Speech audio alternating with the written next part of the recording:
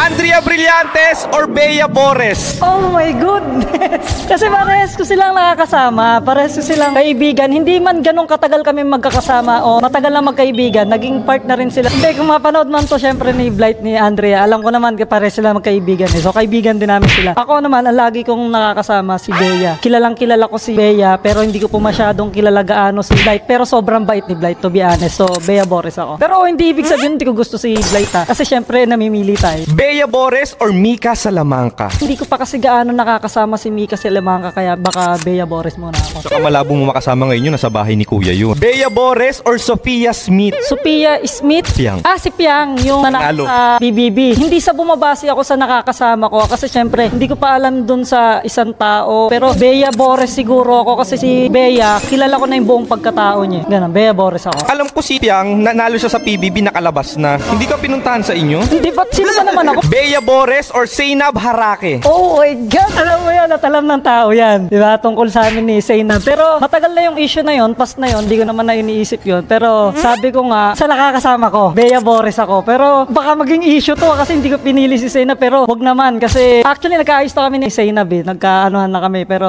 Bea Bores muna ako. Can we respect that? Totoo! Bea Bores or Ivana Alawi? Hindi ko pa rin nakakasama si Ivana eh. Pero sobrang bait ni Ivana kasi nakasama ko si Ivana nung showtime at namamansin siya at talagang palangiti siya. Kahit hindi mo siya totally ka-close, basta makita ka niya, ngingitihan ka niya. Tsaka magaganda lahat ng mga content na ginagawa niya, mga vlog. Siguro Bea Bores din muna ako. Bea Bores or Jelay Andres? Jelay Andres, nakasama ko na din yan sa TV. Sobrang bait ni Jelay Andres sa totoo lang. Sobrang bait niya makisama. Komedyante rin. Mapagpatol din sa comedy. Pumapatol din siya pagdating sa mga ganon. Pero hindi ko pa sobrang nakakasama ng sobrang matagal si Jelay. Hindi katulad ni Bea. Nakakasama ko talaga siya. So Bea Bores ako. Bea Bores or Donalyn Bartolome? Social media goddess yan. Pero parang feeling ko wala na akong ganong update kay Donalyn ngayon eh. Siguro Bea din muna ako ngayon. Bea Bores. Kasing irog to ng idol mo. Okay, sige. Gets mo na to. Bea Bores or Pastillas Girl? Magaling na content creator din yan si Pastillas Girl. Kaya lang ngayon medyo hindi na ata siya active sa social media kasi panay palaging event si Archie, si Flo G. Lagi siya doon nakakasama. Sana kahit papaano bigyan niya pa rin ng time yung talagang pagko-content. Pero alam ko naman nagko-content pa naman siya. Siguro hindi pa lang siya gaanong nakakapag-upload. Pero sabi ko nga, Bea Bores muna ako. Still loyal sa lahat. Pero eto, last but not the least, tignan natin kung magbabag ang pananaw ng isang Don Wamos, Bea Bores or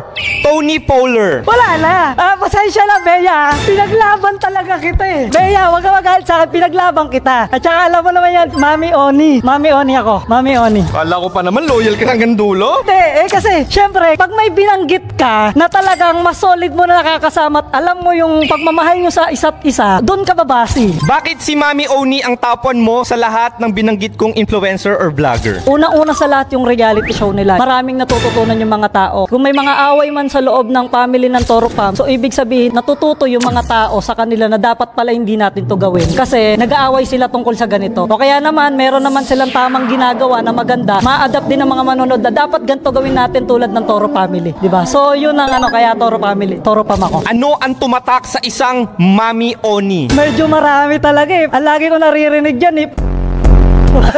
Mababala ko niyan. Wala lagi siguro yan. Siguro lagi siya sa pagmumura niya. Yeah, yung mga ganyan niya. Yulab would like to thank Neon Nights Bar Club, hottest bar in Makati with nightly DJ and spicy performances. Call 0966-006-0006 for reservations. Stores Creative Films, where stories of love, hope, and new beginnings are told through timeless film and photography. Book your own style session with Stores Creative Films today.